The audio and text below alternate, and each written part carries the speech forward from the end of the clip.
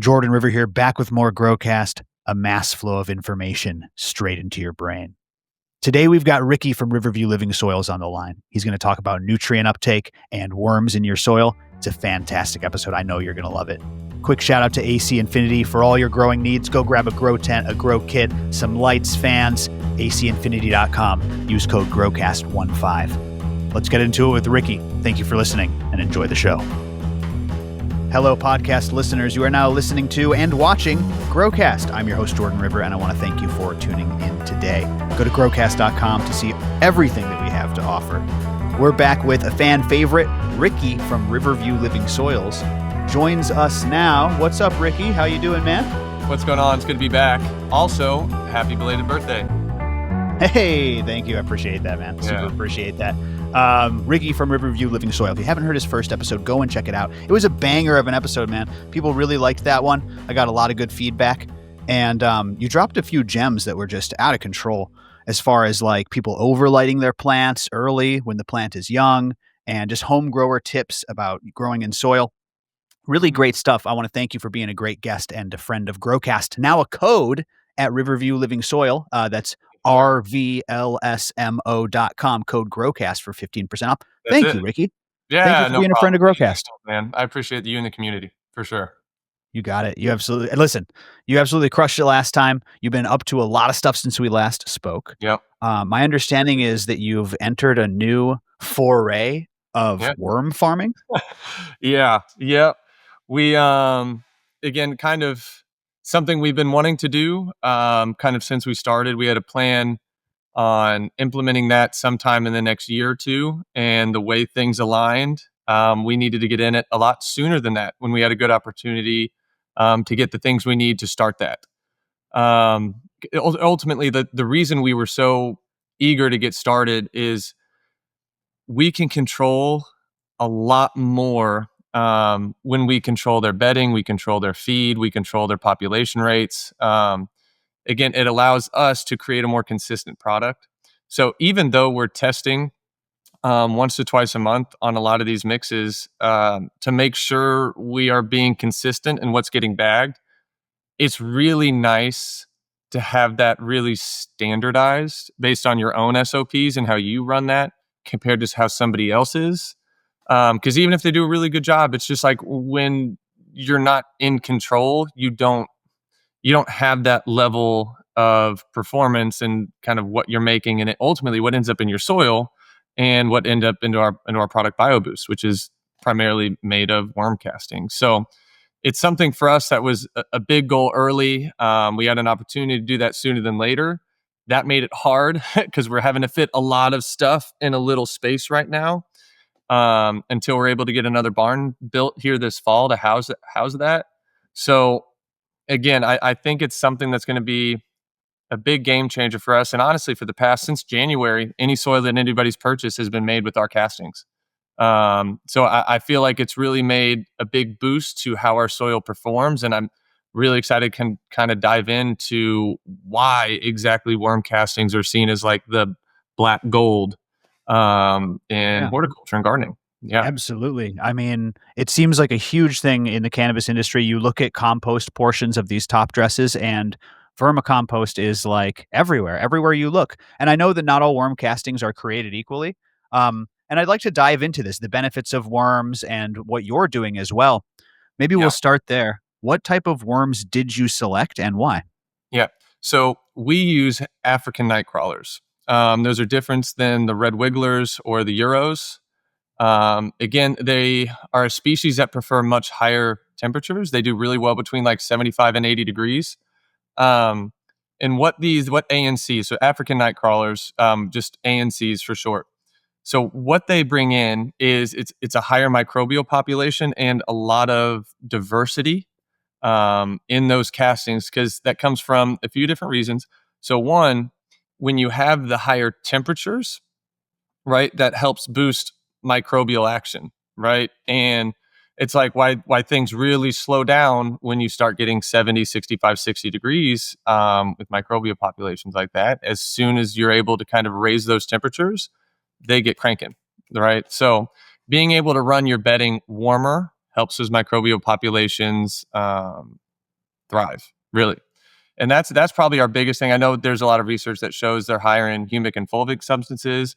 And I remember it was a cool one, and I had never actually looked into specifically when we were on your show last week sometime. It was just somebody had made a quick little comment and it talked about how ANCs also are higher in the bioslime they produce. And again, all this stuff goes to reducing compaction, helping create these soil aggregates to create more space for gas exchange at the roots. So again, that's exactly why we kind of pick those species. They reproduce like crazy. They go through a lot of that bedding and worm chow really fast. So when you're talking about needing a lot of production, that's why we chose that those African species. So That's really cool, man. Because I know a lot of people, when you order worms, you see a lot of people selling red wigglers yeah, and, like you said, European night crawlers. But I know they all have their own special properties.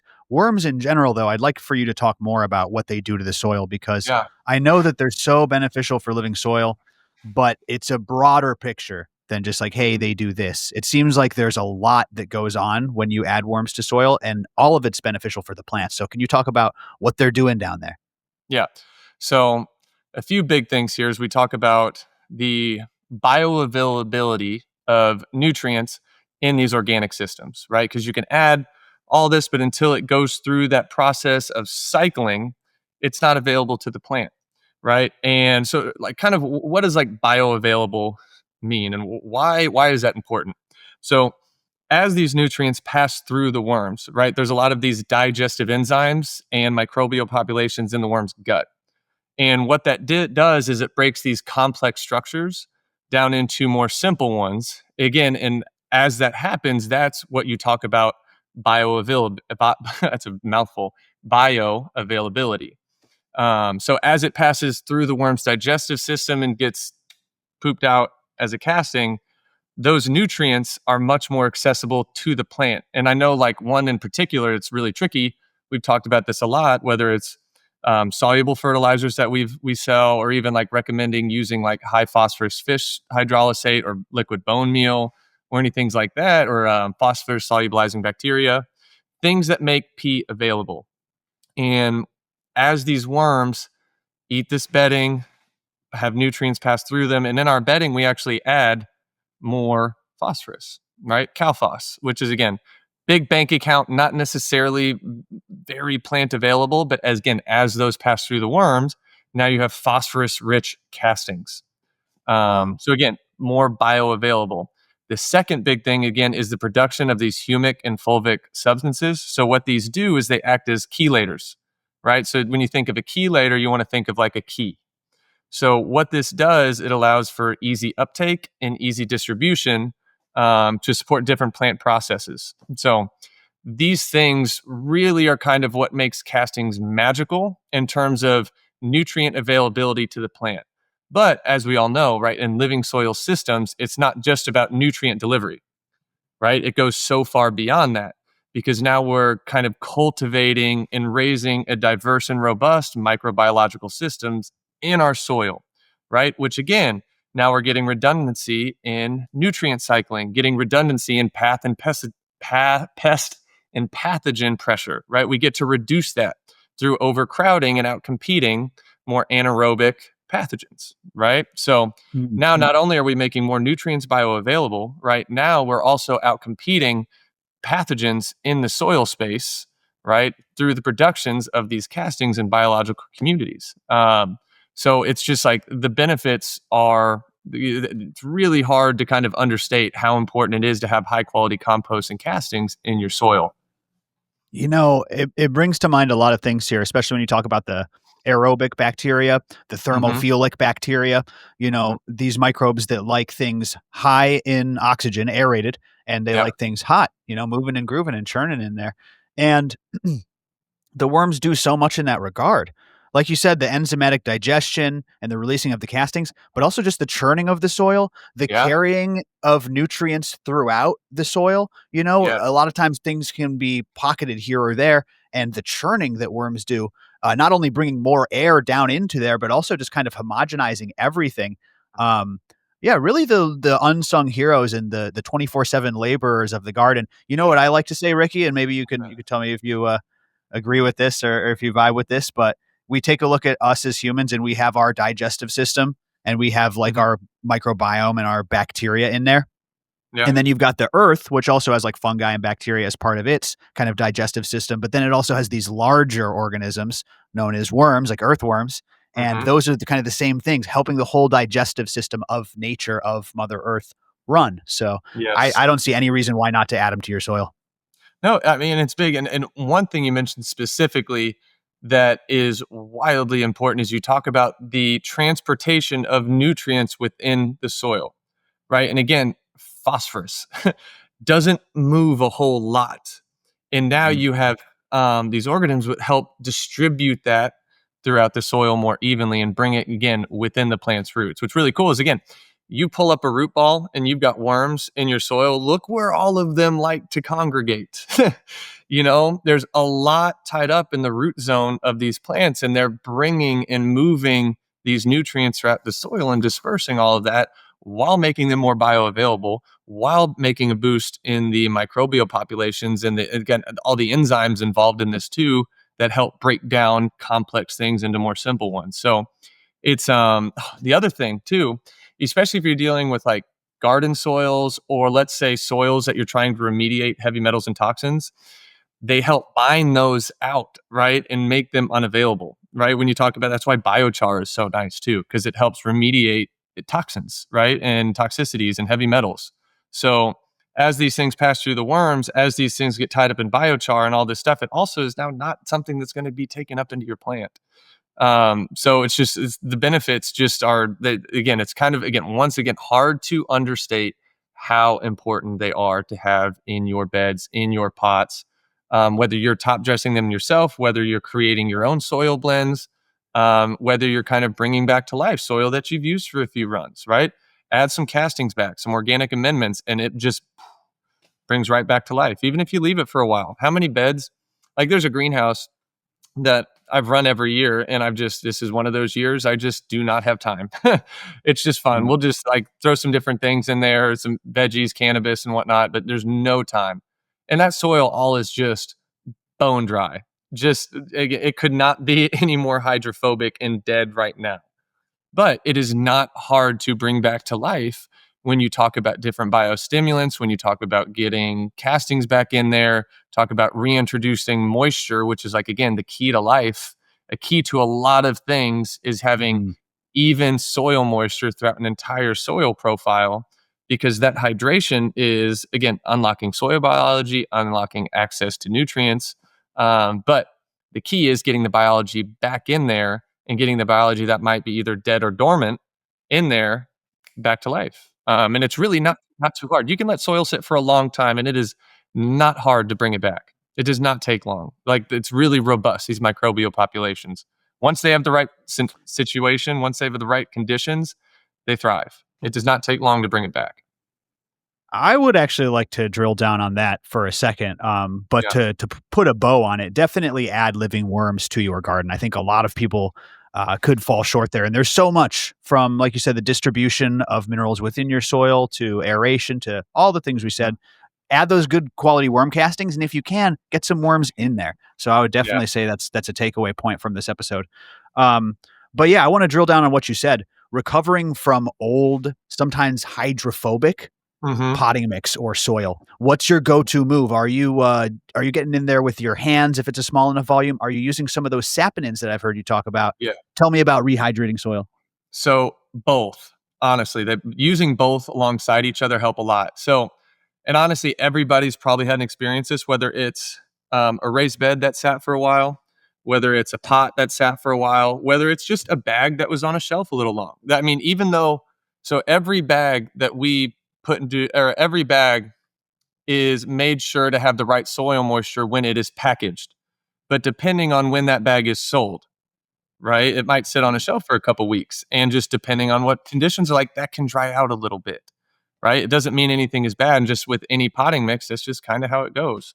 But one thing that helps a lot, and we even like kind of when we were playing with some of the saponin and stuff and kind of how to teach people how to rehydrate, we let some stuff again get like bone dry. And one thing I have found is the best way to rehydrate soil, better than saponins or any surfactants, is literally just agitation, right? Like what I'll do is like it was like a 7.5 gallon bag, like 1 cubic foot. I would just put it in one of the black and yellow totes, just dump it in there, and then I'd put some water in there and just mix it up with my hands a little bit.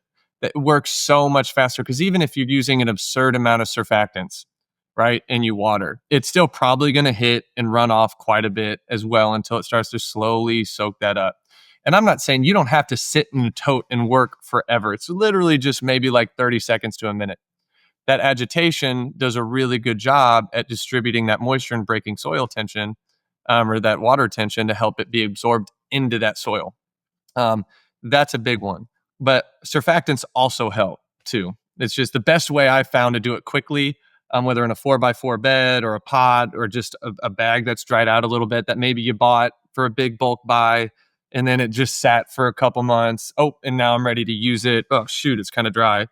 Literally just dump it into a tote, add your water, mix it up, see if you like it, add a little more water, kind of agitate it. And then soon enough, it starts taking up water pretty quick. I like that, man. So Mm-hmm. that's great that you recommend this because that's kind of what I've been recommending, but I like your style a little bit better, which is for me, when I think about hydrophobic material, what's the best way to get water back in there? The mistake a lot of people make, like you said, is just pour water onto it. But in my Yeah. mind, what you need is pressure.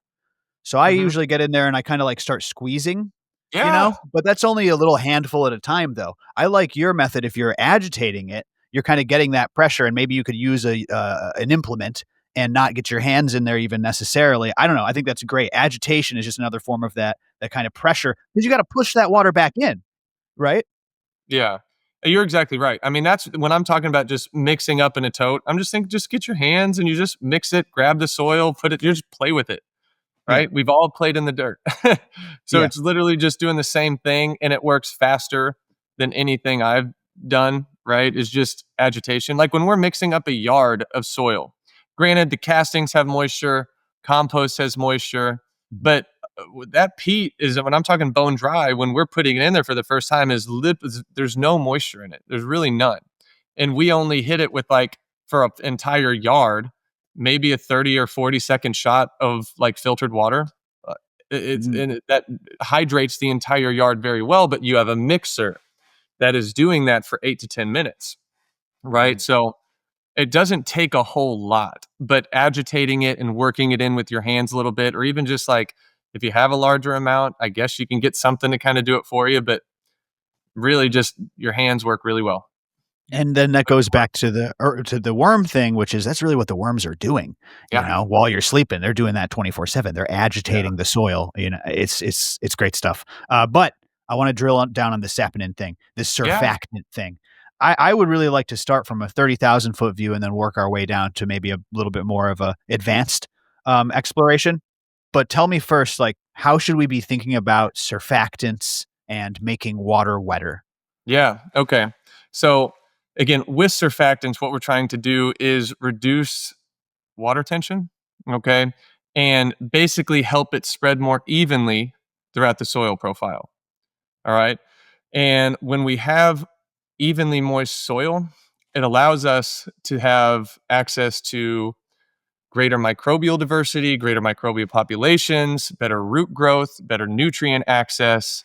Because everything that goes on in the soil is very reliant on water, right? It doesn't work without it, Mhm. So like the goal with these kinds of products is again to create even soil moisture. Okay. And to get a little more detailed, we talk about like we briefly touched on this at like the very end of the episode last week. And basically, again, plants take up soil moisture and like or soil nutrient really in like three different ways. We have what's called mass flow, we have what's called diffusion, and root interception. Okay. And all three of these rely on soil moisture to function effectively. Okay.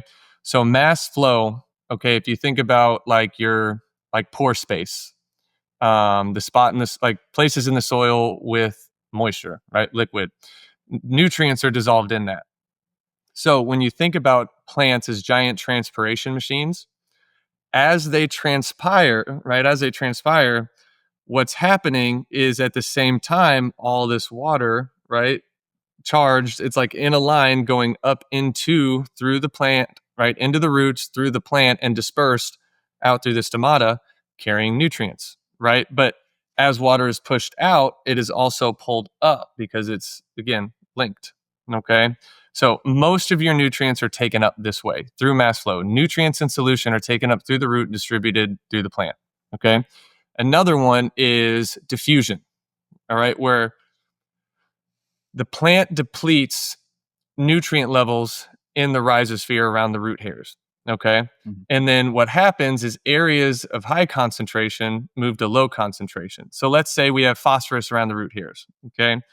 Plants take up all that P. Now there's low concentration around the root hairs and high concentrations elsewhere. Okay. And through diffusion, you have nutrient movement from high to low concentration to where now the plant can take that up. Okay. But again, you need these like like moisture films, like films in the soil for this to happen effectively. All right. And then a third way, and this is really important for highly immobile nutrients, is root interception. So roots actually physically grow into contact with these nutrients, right? But again, for roots to be able to easily grow through the soil and push and work their way out, you need soil moisture, right? Or it helps that process happen a lot more effectively and efficiently, right? So, all these different reasons why it's important to keep soil evenly moist and help all these little nooks and crannies where fine root hairs can go through and mycorrhizae, all this stuff is supported by moisture. So, using surfactants helps support that process and keep, again, water wetter, which will unlock more nutrients. Like, well, I wouldn't say it will unlock access to more nutrients that are there in the soil. And that's kind of why we're wanting to key in on a product that we recently received all the individual inputs for, and we're going to start trialing some different formulations of putting together a diverse group of kind of saponin-rich plant compounds and a diverse group of biostimulants combined with fulvic acids, because we talked earlier why those fulvic acids are important. So what we're trying to do is create kind of an all-in-one product that uses a diverse array. Again, everybody knows yucca, or at least, like, again, not everybody. If you've been doing this for a while and it's something you've stumbled onto, you've probably heard of it. Another big one that people have been on the past couple of years more is Kiaha, right? Is another high saponin containing, right, plant compound. Okay. And there's two other lesser known ones that we're also incorporating into this, and that is soapwort powder and licorice root powder. Who also, it's more mild. It doesn't contain quite the level, but when we're talking about these soil systems and why we use a diverse array of inputs and a diverse array of different kinds of biochar that we put in their particle sizes, right? Everything, redundancy is key, diversity is key. So using a lot of one kind could work, but by using a diverse array and still getting everything we need can help support different microbial populations that we might not really know get supported by that more. Right. And what's really hard is you start to learn enough to be dangerous, but you don't know it on that level. Right. And that's kind of, I feel like that's kind of where I reside. I know enough to be dangerous, and I at least know that. But understanding how things operate at that level biologically, that is something you could get into for years. So again, with my philosophy, with at least my knowledge and skill set, what I'm trying to do is just use a diverse array of inputs that kind of accomplish the same thing. Again, so I'm really kind of hedging bets that all these different inputs will help support different processes while achieving the same goal, right? Yeah. Saponins, surfactants is the goal. We have big ones with yucca and kiaha, and we have supporting roles with licorice root and soapwort powder, right? And then on top of that, we talk about a lot of things, a lot of the biostimulants that really help, right? Supercharged soil biology, whether it's through like a food source or like carbs, sugars, amino acids, things like this that will help give that a boost. Or that whether they bring in, let's say, like plant growth hormones, right? We talk about like auxin, a very popular one. Like that's why people love using kelp. You have a diverse array of micronutrients, biostimulants, and plant growth hormones. Coconut powder, right? Another one. Aloe vera powder, another one. So Right. what we're trying to do, because when you start naming off all these, and if you've bought them before, you're like, shit, right? They're expensive, especially when you're buying them at 2 or 4, maybe 8 ounces per packet. So what we're trying to do is eliminate people from having to buy like 7 different things that all do have benefits when used moderately, right? It's really easy to overdo stuff sometimes.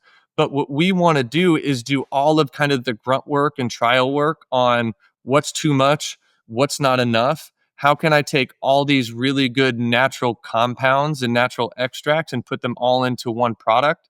So it's like we talked about like bottled lines. And one thing I really don't want to do is create some wildly complicated system where I'm like, hey, we sell soapwort powder, we sell licorice root powder, we sell kiaha, we sell yucca, we sell this. I need you to use this at a half teaspoon a gallon, 1 gram per gallon, 1 tablespoon per gallon, and mix it all up and add it in. It's a lot, right? So what we want to do is introduce all these different biostimulants and surfactants, right? But in a complete package at a much, much lower price point than people are accustomed to paying for this stuff.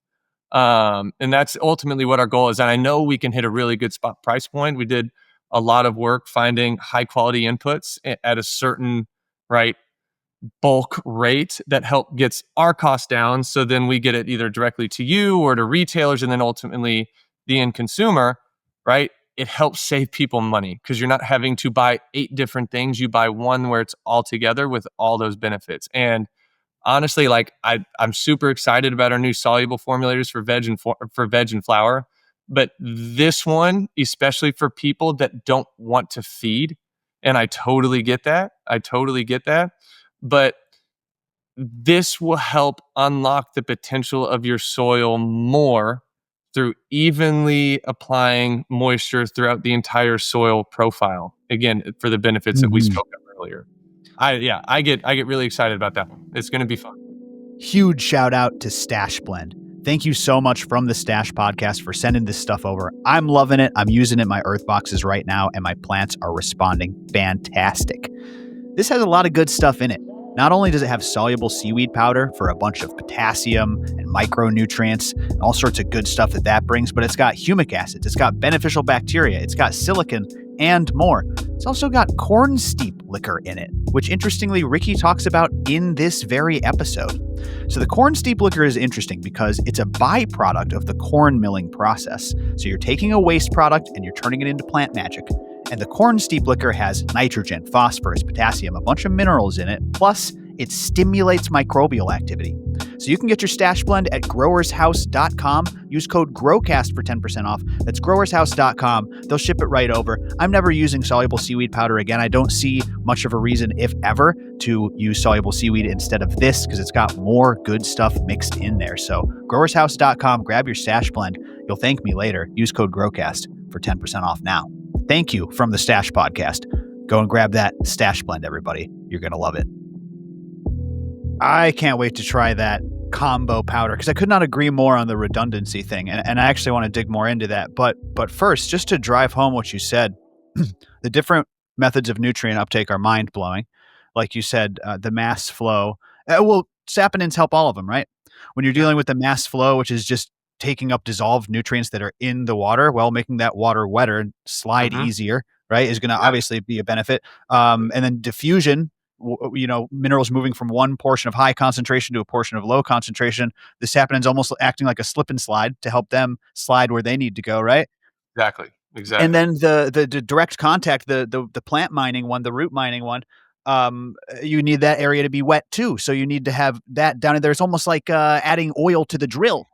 Yes. So it really came together in my mind how those 3 things work and how both worms and saponins really would make so much of a difference in allowing those three methods of nutrient uptake to optimize. Yeah. Really, really eye opening, man. Definitely something I'm going to look at that differently after this episode. So, very, very cool. And okay, so let me ask you about this redundancy thing Yeah. specifically when it comes to microbial food Hmm. and things like sugars, Yeah. because you take a look at the living soil system and the economy of exchange, where microbes are breaking down the minerals and exchanging for plants who exude those sugars as currency, right? And one of the things that happens when you switch to synthetic fertilizers, as a lot of listeners know, is the plants stop producing those sugars because they don't need them. They're taking up the minerals as they need, right? Then you take a look at the living soil system and the idea of just adding sugars. Like, well, what if we just dump sugars on it? And Hmm. people obviously have good results, but like you said, I'm excited to see your test results. How much is enough to get them excited? How much Yeah. is too much to where maybe the plants are going to stop working so hard? Like, is that something you've thought about? Or have you basically only seen good results from adding natural sugars back to the soil? Yeah. So one thing I'm always really careful with when I'm putting things into the soil is making sure it is in moderation, right? There's all these things that we've spoken about are great in moderation, but any one thing added in excess, you can start to see there's problems, right? Like molasses, a great simple sugar to boost microbial populations, right? That's why Right. people love using compost teas. I like watering it into the soil. But if you go put a gallon of molasses into a 20-gallon trash can and water it in, that's is too much, right? It's too much. So with anything, it's always better to add less than you think and then kick up frequency, right? And then if you see that okay, then you can go back and start adding a little bit more, right? Where your rate goes up, right? After your frequency goes up. Mhm. Less more often has always worked better, at least in my experiences. Okay. Because you're protecting yourself from yourself, right? Because a lot of times the problems we see in our garden are we are just you kind of look around at who you can kind of be like, who did this? And you're like, I did. And I've done You're that a looking at lot. the cat. You're like, did you write this SOP?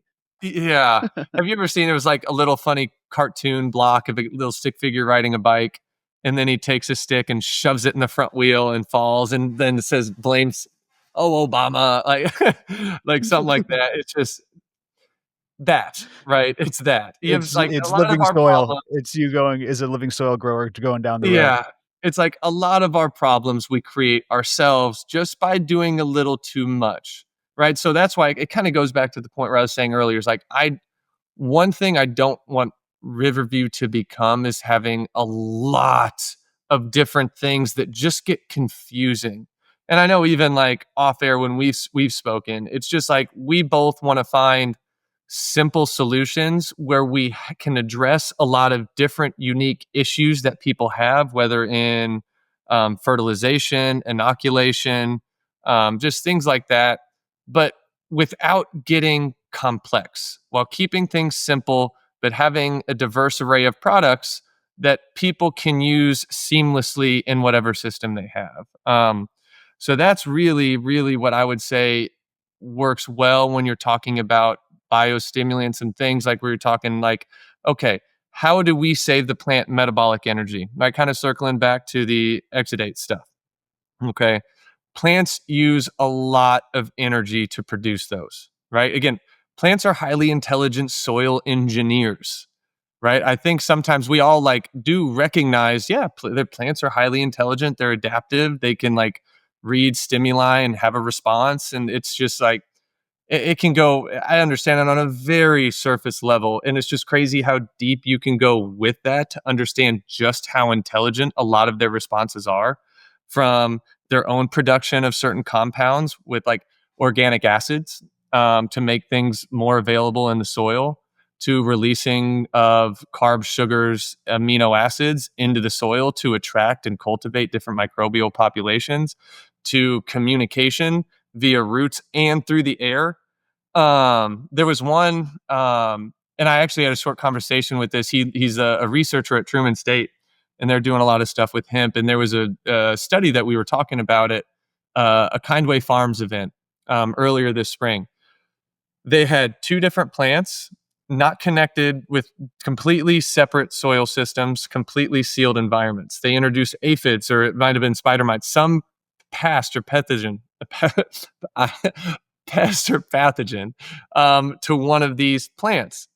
And they only opened it up to where there was a screen way too small for those pests get to the other side. And I think it's like one of these deals where you can make certain things radioactive.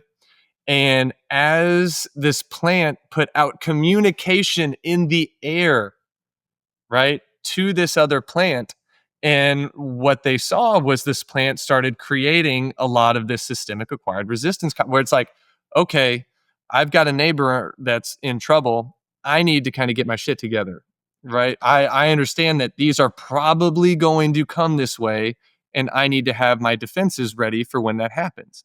So again, the plants are wickedly intelligent in how they communicate and how they respond to their environment. But our job is to, again, just like how saponins like grease the wheels for nutrient uptake through, again, mass flow diffusion, root interception, like it is our job to grease the wheels, not necessarily like do everything for it, because at times stress is good for plants, right? It is just part of their natural cycle. We talk about the production of secondary metabolites through the stimulation of the jasmonic pathway, right? But they're all stress responses, right? Because when we look at secondary metabolites and what they're primarily used for, they're defensive compounds, right? Either aromatic defensive compounds or like physical defensive compounds, like through the production of like trichomes and resin, and all these different terpenes, right? That all have like people like, oh, well, mint is really good for this, and cinnamon is, those are all plant compounds, right? So stress helps produce those. And that's really what we're after, right? When you talk about flavor, aroma, right? So stress is a good thing. But again, the big word, the big M word, moderation. So, Yeah, and it's just like humans, I had a really interesting run this last run, and my plants were really, really healthy and happy the whole time. mhm, And I try to always take away one thing, Ricky, from each run. If there's like one thing that I can learn, one kind of piece of philosophy or principle that I can go forward with from that point on, I think that it was a win. And I really think that each run is about learning something rather than, necessarily getting your numbers up each time after the next. But anyways, I realized I didn't push my plants hard enough. mhm, They were really Instagram happy. They were like perfectly healthy, no deficiencies, praying every day, praying through their dark yeah, cycle. But my yield wasn't quite where it was. It wasn't my best run ever. Still a really good run, don't get me wrong, but it was not my best run ever, even though they kind of were acting like they were healthier than any other run. And I think it's because I didn't push them quite hard enough. I didn't crank their PPFD soon enough in flower. I didn't yeah, hammer them with as many nutrients as I could have because I didn't want that little bit of tip burn or whatever it was. And so yeah, I think, like you're saying, it's like a human. You got to exercise those muscles. You mhm, don't want to exercise to the point of burnout and blowing out your shoulder and having an injury. But if yeah, you never push yourself, you're never going to be your optimal physical form. So I think it's absolutely. exactly the same with cannabis. Dude, and because sometimes, and I was like this early too, and a lot of the emails and messages through Instagram I get, um, it's like helicopter parenting. It's like people see everybody's perfect leaf, perfect bud. That's the only thing that's ever posted. So it's just like the curse of social media, no matter what sphere you're looking in, is everybody only sees the best. So all of a sudden, well, shoot, I've got some tip burn. Like, what's going on? How can I fix this? What's wrong? I'm like, for one thing, again, we've talked about this before. That could be a lot. It's just like it's a common symptom that could have a lot of different causes.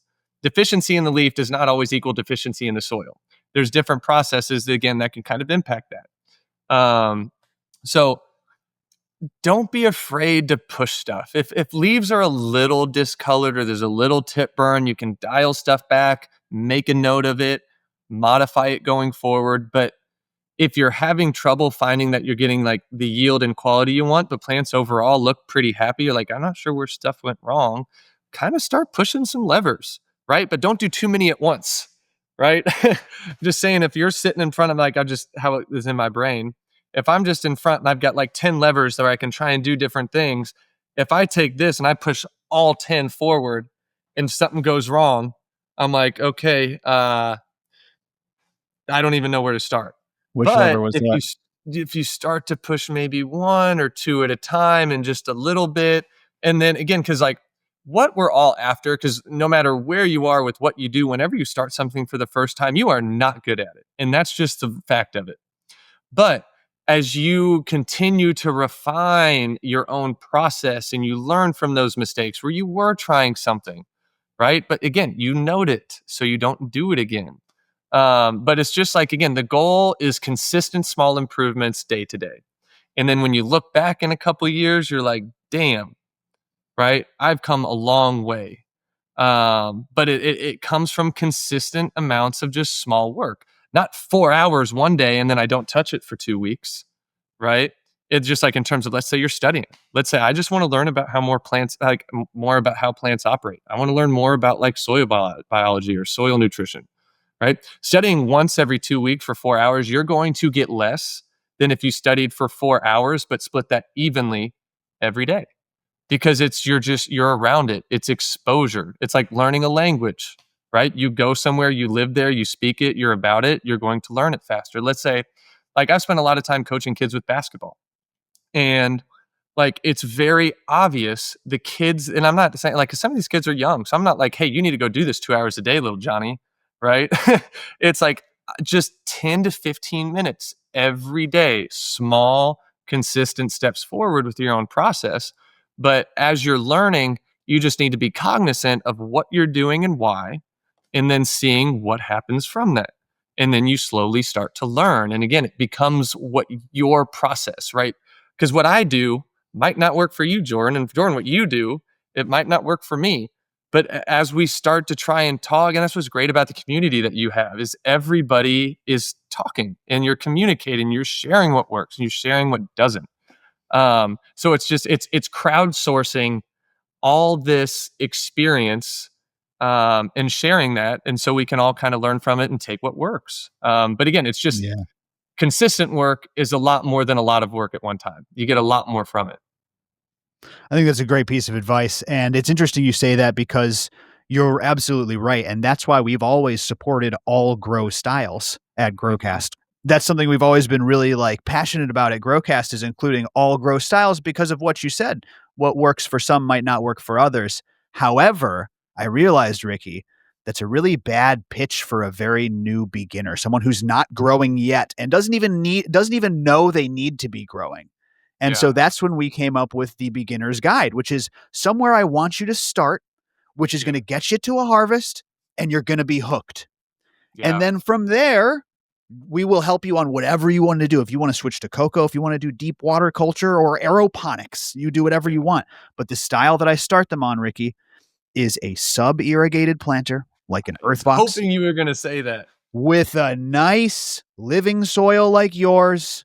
Hmm. It just works. And as far as getting people to the end of their first run, like, you're gonna have a fire harvest. If you grab some Riverview living soil, you throw it in an earth box, there's a lot we could add from there. There's a lot of, like you said, biostimulants and different types of microbes and even other forms of nutrients you can play around with, but start there with a good Yeah, soil and a little top dress in an earth box, and you will be hooked. So just yeah, really quickly, if anyone is watching this and you're not growing, growcast.com/guide, start growing today. And while we're talking about that, let's show Riverview Living Soil. Because I do say, Ricky, to some people don't have a good soil around them, so they need to order it, and that's why I'm yeah, going to show your website right now. yeah. But also to everybody in Missouri, I really recommend people go to their local grow store and see, just Yeah, because it's always. cheaper than shipping it, It's right? yeah, and that's, we do 5 gallons online because if we keep it under 20 pounds, oh my God, I can't wait for this new website. So we are so close to releasing an updated website, which it's just funny looking at this now. We've just been working on this so much, you almost forget what the old one looks like. Um, Well, I did see the new bags. Let me show them really quickly. These are the new bags. yeah, like that's just, we're just Ooh, I working like on doing that. polishing everything. But to your point again, if we're available in a shop close to you, you will save money buying it directly from a retail partner of ours. There's just, you can't get around shipping, and it's just kind of, it is what it is. But a lot of the soluble stuff, Revive, which is the dry amendment fertilizer, BioBoost is available at a lot of shops as well. Make sure you call ahead for that one. More are starting to carry it, but not all of them do yet. But again, you guys all have that discount code, so make sure to put that in when you're checking out, to make sure we give you guys all at GrowCast a discount on supporting, and we appreciate that. Thank you, man. Thank you so much. And then really quickly, talk about the soluble formula. I'm excited Yeah. about this. Okay. So the solubles with the old formula, this is a formula I had used for a long time, and tinkered with it from the recommendation from somebody who like told me to use these inputs years ago. And then from there, just kind of went and played around with how much of each. And that's exactly what that formula is. But what would have been earlier this winter, sometime this winter, I was down at, we get a lot of stuff from Custom Hydro Nutrients, again, supporting other Missouri stores down in Neosho, Missouri. And if any of you have ever had the chance to talk to Brian, you will find out how intelligent that man is. He is really, really good at what he does and understands things on just like, we were talking about how like Nick was on here, and you just hear somebody talk who just has a much deeper understanding of the chemistry behind everything. And to an amateur, guys, that's not necessary. But when you're talking about what he does, then it's completely necessary. So it's really fun to get help from people like that. And I was down there and we were loading up the products that we normally get. And I noticed another one. We get a lot of stuff from Ferdy Organic. They make really good water-soluble organic fertilizers. And that's where a lot of our stuff that we formulate from comes from. A really good company. And I noticed this other one. It was called corn steep powder. And again, a tricky thing in organics is finding soluble peat. That's why like liquid bone meal is great, or like soluble high P fish hydrolysate. I've always recommended that. But I saw that corn steep powder brought in a lot of phosphorus, and it is very soluble. It is just annoying to work with until we get some gypsum in there because it cakes. But the gypsum helps prevent that, which is nice, which is a good thing because we have that in there anyways. But the gypsum acting as an anti-caking agent. Huh? Exactly. Yeah. Because like when we're working with it, like we have to make sure you keep that bag sealed because we don't want to get humidity in there. But once we get gypsum incorporated, it's a lot better. Like it doesn't have that issue. But that soluble phosphorus that we've added to both formulas is killer, right? It's killer. It will help a lot, immediately available to your plant's roots, unlike the dry amendment fertilizers that just take 10 to 14 days to break down. It sounds like the delivery guy is here. Do we need to let you go here, Ricky? Got a load of biochar coming in, so I got to go hop on the forklift and unload that. All right. GrowCast.com, Riverview Living Soils. Yeah. Thank you. You guys have now got to meet the dogs, Rocky, Corin, Patches. They take their job very seriously. But again, hey, GrowCast, thank you, Jordan. I appreciate you, man. You got it. We'll let you go and we'll wrap up the show here. Thank you so much, Ricky. Sounds good. Awesome. Hey, you're the man. I appreciate you guys. Have a good one. Super appreciate you. Yep. Ricky, everybody. Ricky from Riverview Living Soils. He's the man, everybody. I know you love him. We're going to have him back on soon. I mean, we only got through a few of the points. Guy's a wealth of knowledge, and he's a busy man, as you can tell, so I appreciate him making time. It's rvlsmo.com, Riverview Living Soils, and use code GrowCast for 15% off. So that's all, folks. That's the show for today. Of course, you can go to growcast.com, see everything we're about. Check out the events. We got the Natural Farming Immersive coming up. Don't miss this immersive. It's going to be incredible. Okay, it's 2 separate days. They're the same class. Okay, so come to whichever one you can make. The second day is geared a little more towards return/advanced students, but you can check it out now at growcast.com/events for that one, and just growcast.com for everything. The podcast, the seeds, it's all there. Make sure you jump into membership, everybody. Would love to see you in there. I'm hanging out every day, and that's where I'll be. Until next time. That's all for today. This is Jordan River and Ricky from Riverview Living Soil signing off, saying be safe out there, everybody. And make sure to join membership so you never have to grow alone with GrowCast. Peace, everybody. Bye. That's our show. Thank you so much for tuning in. Thank you to Ricky from Riverview Living Soils. If you liked Ricky's episode, be sure to go check out his past episode on this very podcast. Go to YouTube or go to your favorite podcast app and search for Ricky, or join membership, because we've got a bunch of GrowCast TV appearances. When he talked about being on the show last week, that was the member show. GrowCast.com/membership. You'll get access to weekly live streams that only the members get, direct access to these guests. You can call in and talk to them. It's a really great time. Plus, you get to plug into a worldwide network of growers just like you. Come and join your cultivation family. Get your resources and your members-only discounts and all this good stuff that's waiting for you at growcast.com/membership. What are you waiting for? Come and join us. We'd love to have you, everybody. Growcast.com, you'll also find the seeds there. Members, of course, get a discount on those. And the class is coming up. Don't miss out on the OK Calyx Immersive. This is going to be an incredible class. Growcast.com/events. You'll find it up there. Don't miss it. If you're a return student, DM us. We have a 40% off code for you. And if you're a first timer, don't sleep on it. We're going to send you home with so many natural inputs, as many as you can carry. So I'll see you there, everybody. Until next time, be safe. Love you all. Never grow alone. Stick around with GrowCast. Bye, everybody. Another one.